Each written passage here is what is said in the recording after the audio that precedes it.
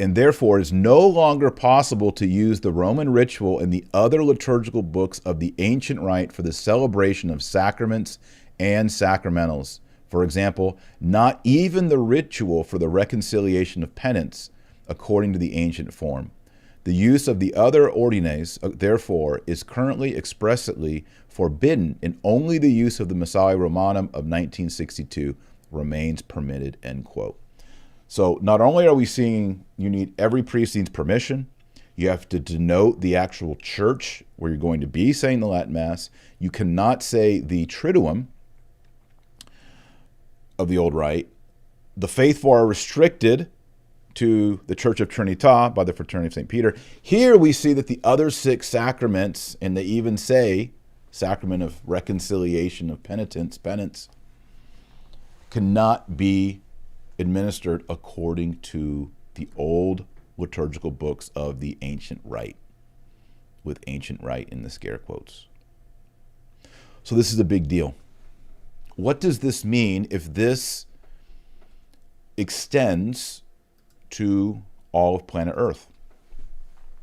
Well, it would mean that when you go to Maundy Thursday, Good Friday, and Holy Saturday, it's going to be Novus Ordo.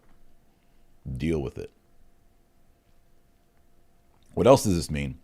Oh, you want to be married? You ladies, you young ladies, you want to have a traditional Catholic wedding? Too bad. You got to have Novus Ordo wedding. When you go to confession, instead of getting the old formula, which is better, I've never done a show on it. I need to do a show on why it's better.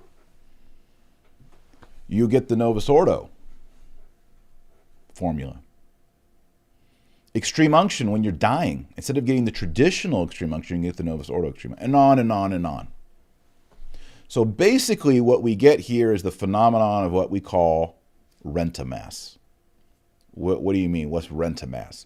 Rent-a-mass is the idea that the traditionalists can kind of rent their TLM. So they can come into the parishes, or maybe we'll give them a parish and a diocese, and then they can have daily Mass, because not that many people go to daily Mass. And they can have Mass on Sunday, but when it comes to everything else, like the currency of the diocese, everything is Novus Ordo. So in a way, you're kind of just renting out a little space for tradition, but you have to pay homage in every other way to the Novus Ordo landscape. So you get to go, you homeschool mom, you can go to traditional Latin Mass every day, except for Triduum. You got to go to Novus Ordo down at the cathedral for that maybe. But when your son, Thomas, wants to get confirmed, oh, well, you can't get confirmed in the traditional way, the way people have been getting it for centuries. You got to get confirmed in the Novus Ordo way and go to a Novus Ordo Mass to go through the Novus Ordo rite for the Novus Ordo confirmation. Same thing with confession. Oh, you want to get married here on Saturday in 8 months on Saturday here at this church? Well, we're not allowed to use the 1962 books anymore, so we're going to have to give you a Novus Ordo wedding. That's what this seems to mean. Now, it might be the case, and I hope it is the case, that this is a sloppy, rushed, misunderstood implementation of Traditionis Custodes. In other words, you might think there are certain people, certain traditionalists out there who say, I think Francis is kind of still of goodwill. I think we just comply and we jump every single hoop, and if we jump enough hoops for Francis and people involved in what was formerly known the San Gallen Mafia, if we jump enough hoops, they're going to let us have the traditional Latin Mass. So if we jump 40 hoops and they say, well, there's 3 more hoops here, that we jump the 3 hoops, and we're constantly jumping hoops to keep what we want, which is our traditional Latin Mass. The hard thing about that is this is sort of like negotiating with the terrorists. Like the more you negotiate, and the more you offer to the terrorist, the more bold the terrorist gets, and he asks for more stuff. And then you have to offer and meet those things, and it's just sort of a snowball. That's kind of where we are right now. There hasn't yet been a showdown. I guess you could say that 1988 with Lefebvre was a showdown. But since then, there hasn't been any real showdowns. Here's the problem with that. Is Traditionis Custodes happened? There was a lot of complaining and a lot of, oh my goodness, I can't believe Francis is doing that. But there wasn't a lot of, got to be careful because people are going to criticize me. There wasn't a lot of resistance. And remember, resistance can be pious and good. Like, for example, when Paul resisted Peter to his face in Galatians chapter 2. There wasn't much pushback. And again, I believe as a Roman Catholic that we have to be submitted to the Apostolic See, which is the Diocese of Rome, and we must be submitted to the Supreme Pontiff, the Pope. That is all true. We must be submitted. But that submission,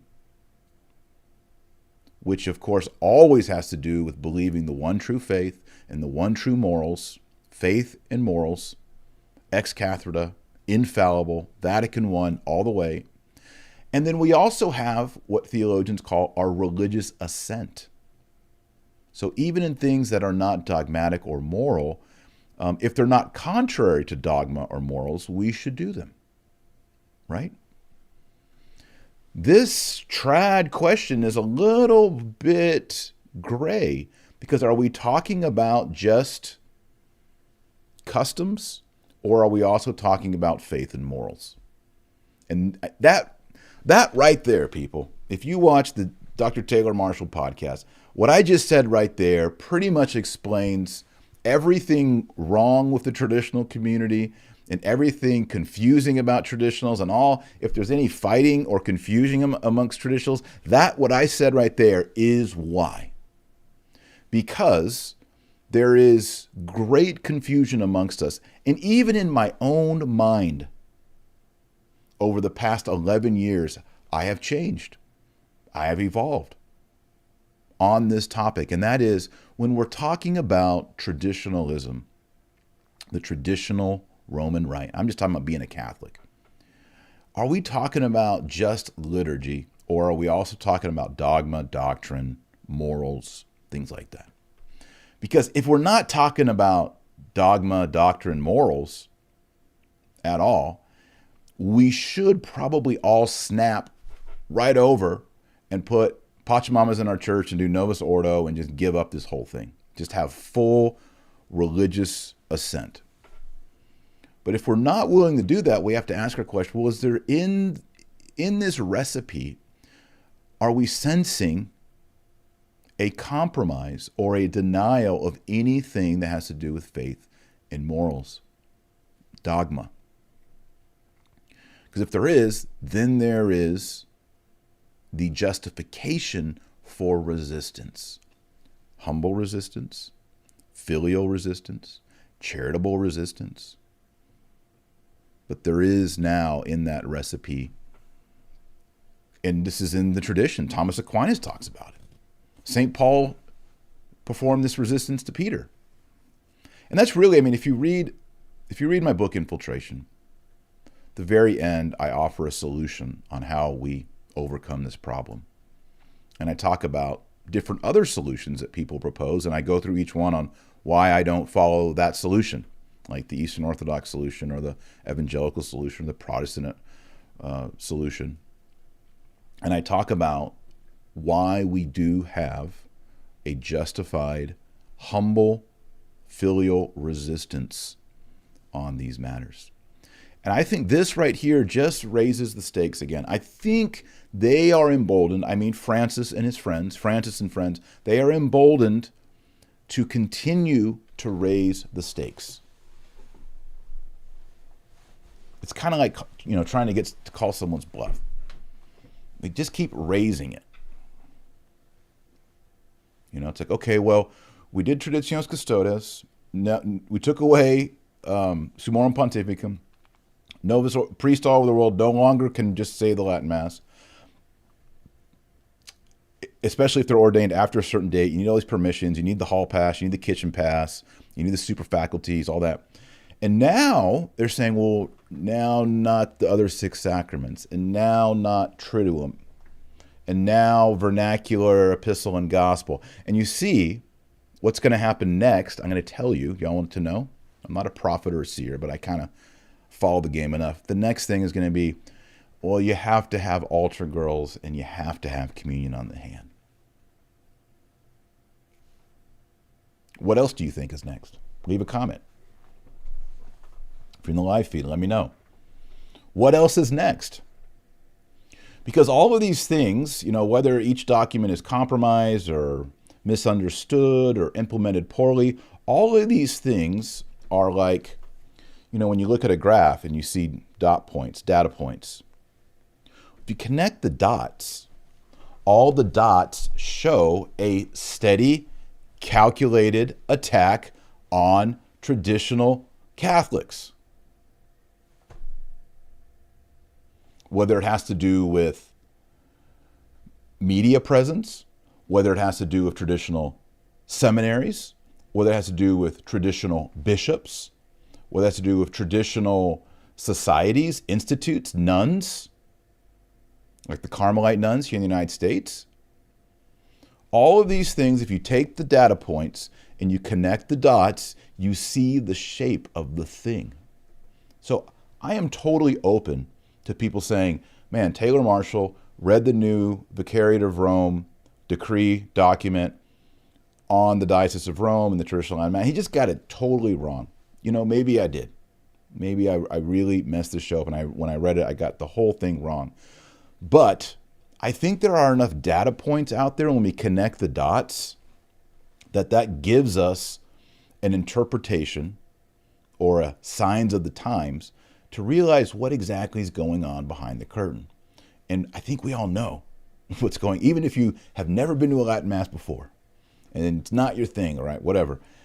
It's pretty obvious if you just look at the data points. I mean, even secular newspapers and magazines have written about it, that a primary goal, within the top 5 goals of Francis in this pontificate is to reduce, restrict, undermine the traditional movement, if we can call it that.